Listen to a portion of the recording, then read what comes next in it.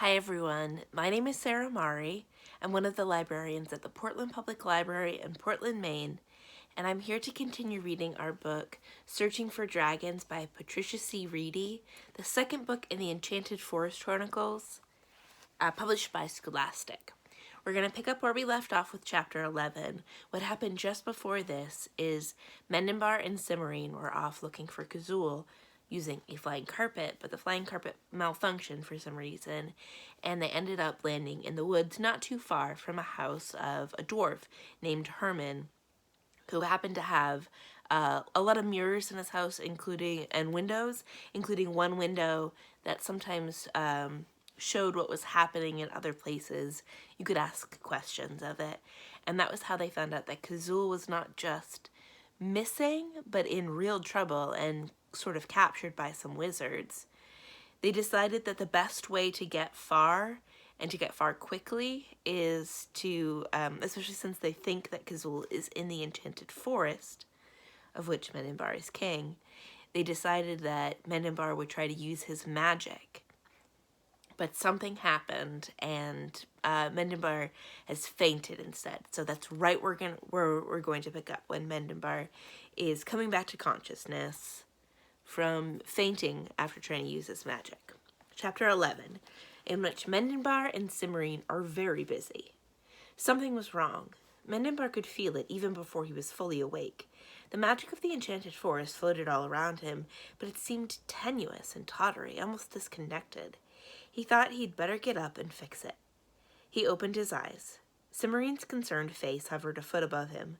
Her braids had come loose from their tight crown, and there was a worried line between her eyebrows. He didn't want her to be worried. He tried to say so, but all he could manage was a coughing fit. Cimarine bit her lip, and her troubled expression intensified. "Don't try to talk," she said unhappily. "Don't try to do anything yet. Your sword is safe, and I'm all right, and everything else can wait a few minutes. Just lie there and breathe slowly." It occurred to Mendon that Cimarine was anxious about him. That was nice in a way, but he still didn't want her to be unhappy. In fact, it was suddenly very important to him that Cimarine should not be worried or unhappy in the slightest. He closed his eyes to consider how best to convey this and fell asleep at once. When he woke, the sky was the pale blue of late afternoon. Rubbing his eyes, he sat up carefully, remembering what had happened earlier when he tried to talk. Cimarine was at his side at once. "Are you sure that you should do that?" she said. "It hasn't hurt so far," Mendon replied. "What happened?" Cimarine studied him for a minute and then relaxed visibly. "I'm not sure," she said. "One minute we were going somewhere and the next minute we weren't. When I picked myself up, you were lying there looking 3/4 dead and as white as cracked ice. And you've been that way for over 4 hours. If that's your transportation spell, I think I would have preferred the carpet." "At least it got us to the forest." "Not exactly." Mendon blinked at her and then looked around. The carpet, on which he and Cimarine were sitting, lay in the center of a 20-foot circle of thin green fuzz. 7 saplings, pencil thick and none more than waist high, poked up randomly outwards through the fuzz. Beyond the circle, patches of short, brownish-green grass alternated with mottled gray rock that rose quickly into cliffs and ridges and the sudden sharp heights of mountains that shadowed them all. None of it looked familiar, though it still vaguely felt like the Enchanted Forest to him. "Well, at least we went somewhere," Mendon said after a moment. "Yes, but where?" "Those are the mountains of morning, but this bit," Cimarine waved at the green fuzz and the saplings, "looks as if it belonged in the Enchanted Forest. So what's it doing here?" "It feels like the Enchanted Forest, too," Mendon said. He shifted and his hand touched cool metal. Even without looking, he knew it was his sword. He picked it up and looked at it thoughtfully. "Cimarine, is this still leaking magic the way that you said it was earlier?" "No," Cimarine said. "I can tell it's a magic sword, and an odd one at that, but only if I study it. It's not so obvious anymore." Mendon pushed himself to his feet. It took more effort than he had expected, and by the time he finished, the worry line had reappeared between Cimarine's eyebrows. "I'm all right," he told her. "Mostly." He waited a moment for his head to stop spinning and then walked cautiously to the edge of the circle of fuzz. He stepped over the boundary into the patch of grass. The comforting sense of being surrounded by magic vanished, and although he had more than half expected it, he staggered slightly. Cimmerian was beside him almost at once. "What is it?" "It was just a change. Can you feel my sword now?" "Yes," said Cimmerian, "but it's nowhere near as bad as it was this morning." "I was afraid you were going to say that." Mendon looked at the circular area of green and sighed. "I hate to do this, but you're right. It doesn't belong here." He started forward. Cimmerian grabbed his arm. "Wait a minute, what are you talking about?" "This." Mendon pointed at the saplings with his sword. "In a way, it really is part of the enchanted forest. That's why it feels like home to me, and that's why the sword doesn't feel obvious when it's inside." "That makes sense," Cimmerian said. She still had hold of his arm. "But how did it get here?" "I don't exactly think it did," Mendon said. "I think the sword made it for us when we couldn't get to the real forest. That's why it's so new looking." "Your sword?" Cimmerian paused, thinking. "Yes, you told me it was linked to the enchanted forest." She looked at the green area. "I didn't realize it could do things on its own without someone directing it." "Normally it doesn't," Mendon said, "unless it's picking the next king of the enchanted forest." "Picking the next?" Cimmerian's voice trailed off and she shook her head. "I think you better tell me all about that sword. Not just dribbles of information when something comes up. I have a feeling we're going to need it." "I don't know that much," Mendon said, "and I have to take care of these things first." He waved at the sapling. "What are you going to do?" "If the sword did it, it ought to be able to undo it," Mendon said. "I don't want to erase this patch, but I can't think of anything better to do with it. It wouldn't be a good idea to leave a bit of my kingdom disconnected like this." "No, I can see that," Cimmerian said, releasing his arm at last. "Just watch what you're doing with that spell. It's going to be dark soon, and I don't want to spend another 4 hours waiting for you to wake up." "I don't like the idea myself," Mendon said. "Don't worry, I'll be careful." "You better be." Mendon smiled, raised the sword, and walked back into the tiny forest. He paced around the edge, getting the feel of the magic that was spreading spiderweb thin across the circle. Then he stopped. With his left hand, he lowered his sword so that the tip rested on the green fuzz that might one day have grown into moss. With his right, he reached out and touched the web, gathering in the threads. When his hand was full, he began to feed the threads into the sword. It was touchy work, for the invisible strands were thin and fragile, and he knew that if he missed even one, he would have to begin all over again. The task took a lot of concentration, for the sword accepted the threads with great reluctance. He was not at all sure he would have the strength to do it twice, so he worked with painstaking slowness. When he was halfway through, the saplings began to shrink. Slowly at first, and then faster and faster, the little trees grew shorter and more slender until they disappeared into the green fuzz. For a moment, nothing more seemed to happen. Then the circle of green began to shrink. Like a drop of water being sucked up by a napkin, the green edge drew back towards the sword, leaving bare rock behind it.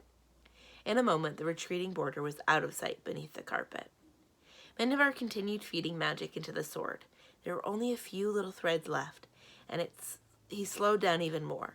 A puddle the size of a wagon wheel, that was all that was left of the original circle. It shrank to the size of a dinner plate, then a pancake, then a penny. Then it was gone. For a heartbeat later, Mendon held his position, checking to be certain that he had not missed anything. Finally, he let go of the end of the spell and lifted the point of the sword from the ground. He felt much better than he had when he began. He looked up and smiled at Cimmerian. "That was extremely interesting," Cimmerian said. She eyed the bare ground around the carpet. "Is that all of it?" "I think so. Why?" "Because if we don't want to spend the night here, we're going to have to leave quickly. It'll be getting dark soon." Cimmerian paused, and then added, "You'd better put the sword away. It is dripping magic again." "Sorry," Mendon said. "Why don't we—" With a rattle of small stones and a vicious hiss, a long, gray-black snake shot out of a crevice at the top of the cliff and dropped toward Cimmerian. Mendon jerked his sword up and set a crackling bolt of power to meet the serpent. The hiss became a choking gurgle as the snake flared up into a bright line of fire and disintegrated. Flakes of ash drifted the last few feet to fall around Mendon and Cimmerian. 3 more snakes launched themselves from parts of the cliff, and another slithered from behind a boulder. From the corner of his eye, Mendon saw Cimmerian yank her sword out of the sheath. He hoped briefly and intensely that she was as good at fighting, and he had no time or attention for anything else except for the snakes. A second blast of magic disposed of 2 of the 3 in the air, and a single sword stroke chopped the third in half. By then 4 new snakes were in the air, and Mendon could hear more hissing on all sides. He sent another sky spellward, and then another, and then swung at 2 snakes that had leapt from a crack barely shoulder-high above the ground. After that, he lost track of how many snakes he struck, or stabbed, or chopped, or how many he burned or blasted. He had no time for anything but fighting. He swung his sword until his arms were tired and his head hurt from concentrating and from spell casting. And then suddenly, there were no more snakes. The ground was dusted with ashes and littered with pieces of snake, and the air smelled of charred meat. Slowly, Mendon lowered his sword. A few paces away, Submarine was straightening up from a fighter's crouch with the same wary hesitation. Her sword was covered with dark blood, and there was quite a lot of dead snakes around her. "Oh, wonderful," Mendon said with heartfelt sincerity. "I was hoping you were good with a sword." "You aren't bad with one yourself," Submarine replied, a little breathlessly. "It's a magic sword," Mendon reminded her, but he felt absurdly pleased nonetheless. Submarine grinned. "So is mine. I know a little about fencing, but not enough to do me any good against most of the things in the Mountains of Mourning. That's why Kazul lets me carry this." She lifted her sword, and a drop of snake blood fell from the tip. She frowned and began fishing in her pockets with her free hand. "It's supposed to make the bearer impossible to defeat." "Sounds good to me," Mendon said, looking at the bits of snake near Submarine's feet. "What's the catch?" "Getting killed isn't the same as being defeated," Submarine said. She pulled a handkerchief from a pocket, smiled, and began cleaning the sword with it. "Not always, anyway. And it doesn't keep you from getting hurt, either, so I still have to be careful. Do you want to use this?" She held out the stained handkerchief. "Thank you," Mendon said, taking the square of cloth. He wiped his sword carefully, resheathed it, and hesitated. "Do you want it back? I'm afraid it's ruined." "That's all right," Submarine said. "I always carry 1 or 2 extra." She retrieved the handkerchief, grimaced, and tied it into a tight bundle, which she stowed in her belt pouch. "There. Now let's get out of here." "Why such a hurry?" "We still have to rescue Kazul. Besides, do you want to fight more rock snakes?" Submarine asked. "That's what we'll be doing if we stay. We've cleaned out this part pretty well, but there's sure to be several other colonies around." She pointed at a dark ridge a couple of 100 feet further on. "There, for instance. Or there." She gestured in the opposite direction, at a wrinkled cliff. "I don't see how we can get past them on foot," Mendon said, frowning. "Well, we can't stay here. They'll slither over as soon as the last of the light goes. We'll have to take the carpet." "I wouldn't recommend it," said a new voice. Together, Mendon and Submarine turned. The voice belonged to a dark-haired man who stood calmly next to the magic carpet, watching them with interest. He was several inches shorter than Mendon, with bright blue eyes and a neatly trimmed beard and mustache. He wore tall black boots, dark gray leggings, a loose-sleeved, high-necked shirt in pale gray, and an open knee-length black vest covered with pockets of all shapes and sizes. Under the vest, his wide black belt was hung with strangely shaped pouches and sheaths. The air around him crackled with magic. "Who are you?" Submarine said, "and why do you want us to not use the carpet?" "My name is Telamen," said the man, bowing, "and I have a considerable familiarity with the basic mechanics of carpets. Magic ones, that is. And this carpet," he gestured left-handed, and 3 silver rings glinted in the fading light, "is plainly defective." "Defective?" Mendon said suspiciously. Telamen didn't look like a wizard, but that didn't necessarily mean much. Wizards could wear disguises as well as anyone else. "Oh, it will probably operate after a fashion," Telamen said, "but not well and not for long. I'm surprised you got this far on it." "We didn't exactly," Mendon said, "and we did have some trouble on it. What do you suggest?" The sound of a pebble bouncing down a series of rocks echoed along the narrow canon. "I suggest we talk somewhere else," Telamen said, glancing towards the sound. "This isn't a safe place, even with my defensive enchantments fully erected." "And how do you suggest we get there?" Submarine asked. "Like this." Telamen raised a finger and made a circle in the air with his forefinger. As he did, he muttered something and then clapped both hands together. The cannon flowed and melted into a sloping metal halfway up a mountainside. "Much better," Telamen said. "No rock snakes, trolls, ogres, or any other dangerous wildlife. I guarantee it." Mendon was inclined to believe him. Trolls and ogres liked places where they could jump out from behind things or pop up from under rocks. An open meadow didn't have enough cover. Besides, Telamen was no longer surrounded by the hum of magic, which meant that he had dropped his guarding spell. Now, Telamen went on, how did the two of you get into a ravine full of rock snakes with a defective magic carpet? Having rescued you, I think I'm entitled to some explanation. We were on our way to the enchanted forest, Summerine said carefully, pushing wisps of loose hair out of her face. Mendon noticed with approval that she said nothing about their reason for wanting to go there. How did you happen to come at such a convenient moment? I was looking for some people I thought might be in this area, Telamen said. By the way, what are your names? This is Summerine and I'm Mendon said. Who were you looking for? You, I think, Telamen said, smiling. That is, if you're the same Summerine and Mendon who visited Herman the Dwarf earlier today. That was us, Summerine said cautiously. Good, then I can settle this quickly and get back to my work. How did you... Excuse me, Mendon interrupted, but how do you know Herman? And how did you find us? I know Herman because he bought the house for me, Telamen said. He was beginning to sound irritated. I also maintain certain defensive enchantments which are especially designed to prevent incursions by noxious creatures around the house and neighboring areas for him. When someone demolished the scrying spell I established from the attic window, I felt obligated to investigate. Herman was in the middle of an explanation about visitors and dragons when I sensed an extremely interesting sorcerer's flare to the northwest. I knew that dreaded sword was going to get us in trouble, Summerine muttered. Before I had time to locate it precisely, there was another burst of magic, which I recognized as a transportation spell. Telamen continued. He frowned disapprovingly. A rather confused one. It has taken me all afternoon to disentangle the traces, discover your whereabouts. Does that satisfy you? I think so, Mendon said. I'm sorry if we seem overly mistrustful, but we've already had some trouble with one wizard, and we've reason to expect more. So you see... I am not a wizard, Telamen said emphatically. I am a magician. Can't you tell? No, Summerine said. What's the difference? A magician knows many types of magic, Telamen said. Wizards only know one, and they're very secretive about it. I've been researching them for years, trying to duplicate their methodology, but I still haven't managed a workable simulation. What? Summerine said, looking puzzled.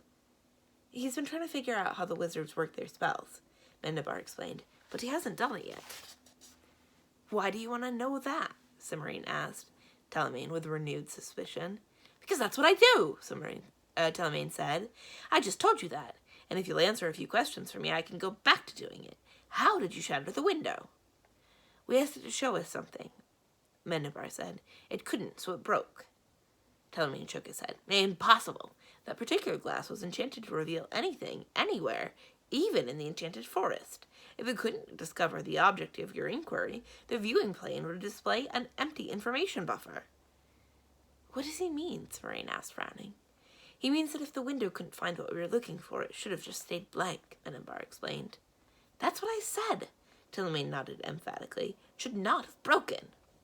Well, it did, Summerine told him, and we don't have time to stand around arguing. We have to get to the enchanted forest and rescue a friend of mine. So could you just tell us what's wrong with our carpet? Nonsense, Telamen muttered. You must have done more than frame a question. He intercepted a look from Summerine and sighed.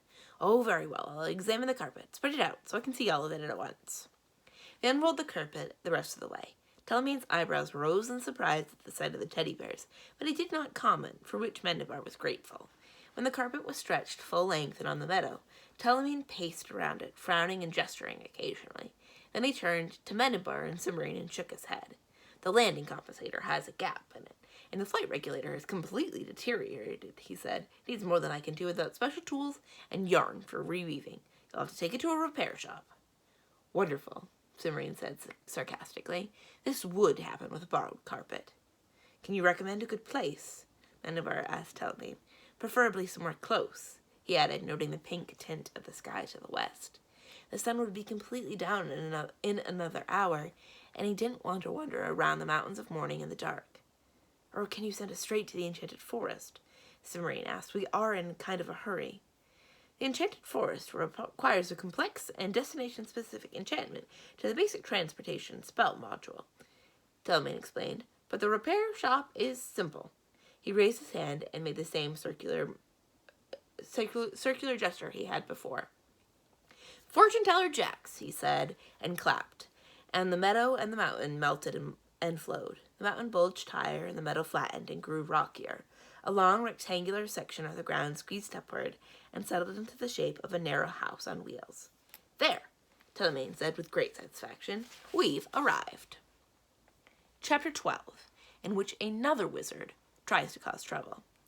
They were standing in front of the wheeled house. At least, Mendon assumed it was the front because there was a door on the end of the long side facing them. 2 iron steps, black and worn with age, led up to the door. The house itself was painted a cheerful blue with yellow shutters and yellow trim around the door. There were 4 windows on the side facing Mendon, lined up in a neat row next to the door like chicks following a hen. The roof was just above the windows and was low but not quite flat, and covered with wooden shingles that looked brand new. There were 4 pairs of wheels, too. The rims painted blue to match the house, and the spokes painted yellow to match the shutters. A beautifully lettered sign on a stick had been pounded into the ground next to the door. "Ask about our low prices." Mendon looked at Cimmerian. Cimmerian looked from Mendon to the wheeled house to Telamen. "Don't do that again without asking us first," she said to the magician. "I thought you'd be pleased," Telamen said. "Look at all the time you've saved." "Asking doesn't take much time." "Where exactly are we?" Mendon put in before they could start arguing. "And what is that?" He pointed at the house on wheels. "That is Fortune Teller Jack's home," Telamen answered. "If anyone can mend a carpet like yours, he can. And as to where we are, I can tell you that we are still somewhere in the mountains of morning. If you want a more precise location, you will have to ask Jack, assuming he remembers, as he moves around a lot." "How did you find him, then?" Cimmerian asked. "Oh, Jack supplies me with unusual things now and then when I need them for a spell or experiment," Telamen said. "I pay him by enchanting his house for him. Any good magician can find his own spells." "Enchanting his house," Mendon said. "You mean to keep ogres and things from bothering it, the way that you did Herman's?" Telamen shook his head. "I offered, but Jack wasn't interested. He has his own way of discouraging unpleasant company.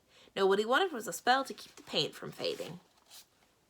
"Why does he need you to put spells on his house?" Cimmerian said.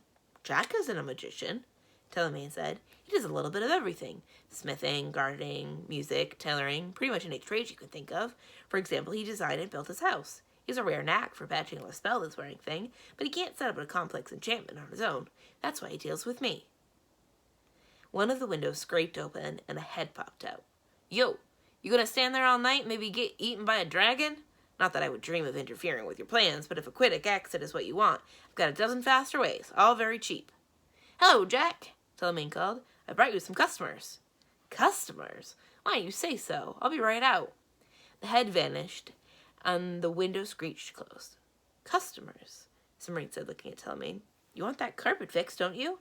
Jack can." The door of the house flew open with a bang, and a large man leapt over the steps and landed in front of them. He had a thick black mustache, long black hair, bright black eyes, and a wide white grin. Pushing a soft baggy cap back from his forehead, he bowed deeply. "Welcome to my home, friends of Telamen," he boomed, "and a very welcome you are. What's the problem?" "A little difficulty about transportation, Jack," Telamen said before Mendon or Cimmerian had quite recovered from the man's abrupt appearance. "We are hoping you could help." "No trouble. What do you need? Shoes? I got a barrelful. Sandals, clogs, dancing shoes, walking shoes, horseshoes." His voice trailed off, and he looked hopefully at Telamen. "Nothing that simple," Telamen said. "The difficulty is magical in nature." "Ah, you want 7-league boots? Well, you're in luck. A pair of them just came in this morning. They're practically brand new, hardly been used at all. Or there's a swell pair of ruby slippers that'd be perfect for the lady. I'll throw in a magic belt that goes with them for free. Or—" No, Jack," Telamen interrupted. "The problem is with this." He stepped aside and let Jack get a good look at the magic carpet. Jack's eyes narrowed to slits of concentration. He stepped forward and studied the carpet, and then paced around it, much as Telamen had done earlier. "No kidding," he said at last. "That carpet's a problem, all right." "Can you fix it?" Cimmerian asked. "Sure. Give me a week. She'll be good as new." "A week?" Cimmerian looked at him in dismay. "Can't you fix it any faster than that?" Jack spread his hands out and shrugged. "Maybe, but I can't promise. It depends on how fast I can get the parts." Then we'll leave it here and go on without it tomorrow, Mendon said. At least they wouldn't have to carry the thing around anymore, and they wouldn't be tempted to use it in spite of its hazards. You can send it home when it's finished, can't you? Shouldn't be a problem, Jack smiled. Where do you want it? Cimmerian hesitated. You're not one of those Jacks who goes around killing giants, are you? Lady, what do you think I am? Stupid or something? Jack asked. I'm a businessman. I don't do giants. Then please send the carpet to Ballimore, the giantess, on Flat Top Mountain when you're done fixing it, Cimmerian said, and the bill goes to Cimmerian, the chief cook and librarian, in care of the King of the Dragons. King of the Dragons, eh? Jack said thoughtfully. Yes, and don't go patting the bill, Jack, Telamen warned. Me? I wouldn't dream of it. Jack kicked the carpet into a loose roll and heaved it up onto his shoulder. Anything else? Is there a safe place near here where we can spend the night? Mendon asked. Sure. He balanced the carpet with one hand and jerked the thumb of the other to the blue and yellow house on wheels. Right there. I got 2 spare rooms on the end I can rent for as long as you want. Tonight is all we need, Mendon said, and Cimmerian nodded. Jack bobbed his head in a way that managed to suggest a full-fledged formal bow, and then started towards the house carrying the carpet. Mendon turned to Telamen. Thank you very much for your help. You're welcome, Telamen said, and started after Jack. Hey, Cimmerian said, where are you going? To arrange for my own bed and board, Telamen explained patiently. You didn't really expect me to leave before you'd answer my questions, did you? And without waiting for a reply, the magician followed Jack into the house. Mendon and Cimmerian looked at each other, shrugged, and went in after them. The front door of Jack's house opened into a cluttered room, painted in bright green that clashed with almost everything. Fortunately, most of the walls were hidden behind piles of boxes, barrels, bales, and bundles. Jack propped the carpet in a corner where it leaned precariously against 2 paintings balanced on a stack of books. Then he set about fixing dinner. Cimmerian kept Telamen's attention occupied while Jack worked, and at first Mendon was glad of it. He wanted time to think and to sort some of the confusing things that had happened out in the last 2 days.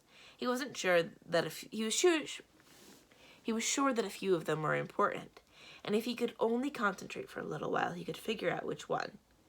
He quickly discovered it wasn't going to work. The conversation between Cimmerian and Telamen was much too distracting, and even though he was not particularly interested in anything that they were talking about, he finally gave up trying to think and listened instead. The window wasn't up to it, Cimmerian was saying, so he used a spell to boost it. And that broke it, Telamen said, frowning. No, Cimmerian replied. It worked just fine. The window turned white, and then it showed Kazul and a lot of wizards. Her face darkened, and when I catch up with them... Yes, of course, Telamen said hastily. And what happened next? I told the window to show me where they were, and then it broke. I can fix up a new one for you, Jack put over his shoulder. I've got some glass around here somewhere, and it's no trick to cut it all to size. I'll think about it, Jack, Telamen said. He looked at Cimmerian. The window just broke. It didn't show anything at all. Cimmerian nodded. Not a thing, right, Mendon? Right, Mendon said.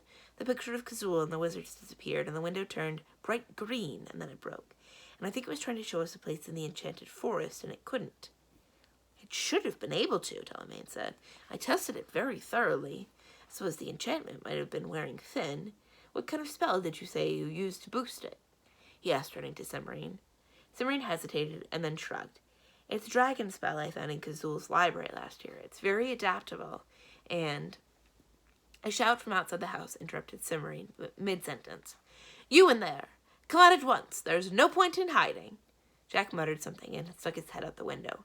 Hang on, he shouted. I'll just be a minute. Something exploded outside, knocking Jack back through the window and making the whole house rock. Come out! The voice replied. Now! Wizards got no patience. Jack muttered, glaring at the window.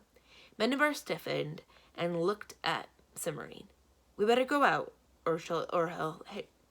we had better go out, or he will tear the house down, she said. Jack, can you mix up a bucket of soapy water with a little lemon juice in it? Quick. Huh? Said Jack. A bucket of soap and water and lemon juice, Cimmerian repeated impatiently. It melts wizards. Hurry up and bring it out after us. I think we're going to need it. Soapy water with lemon melts wizards? Cimmerian said with great interest. How did you discover that? Another explosion rocked the house. "Never mind that now," Submarine said. "Come on." She pushed the door open and darted out.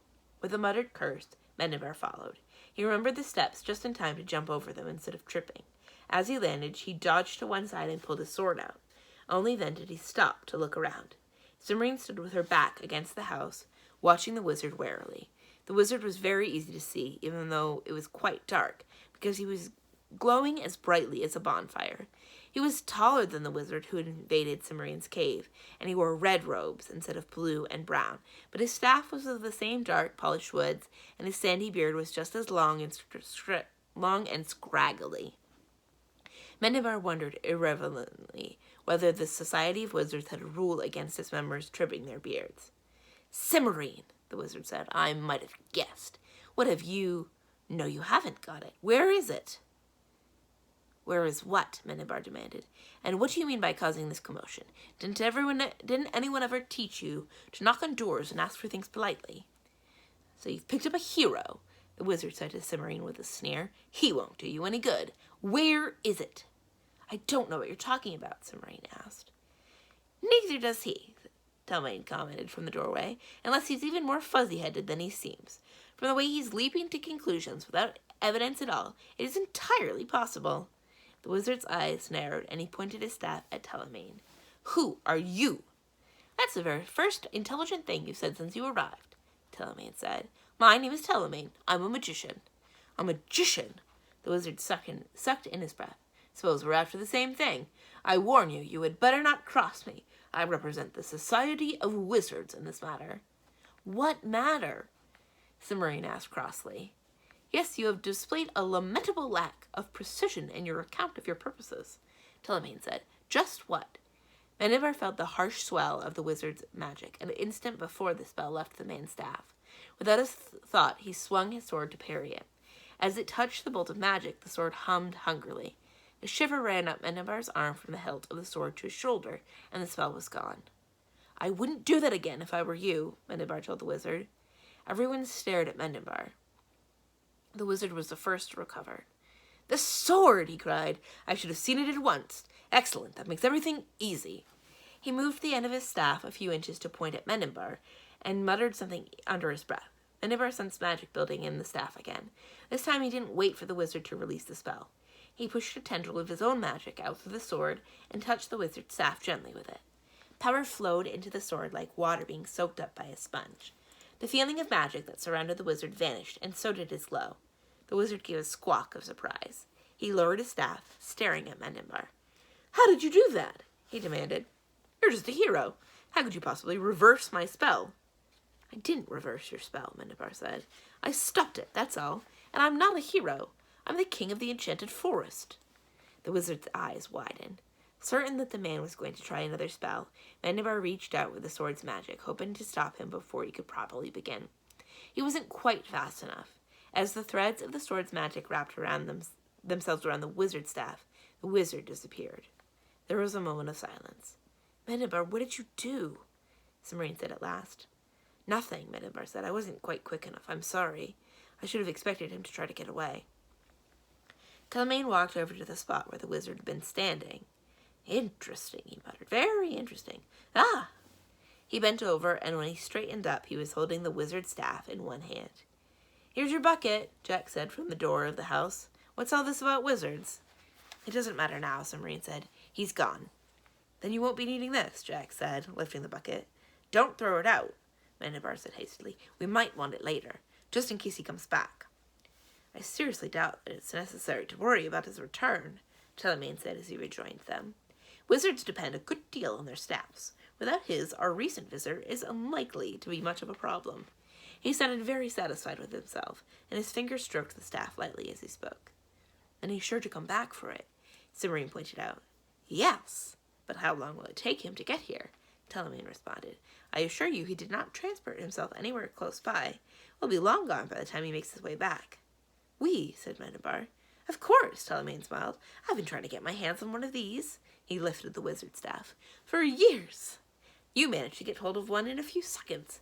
If you think I'm going to miss an opportunity like this, you are wrong." "If that's all you want, keep it," Mendon said. "I haven't any use for a wizard's staff."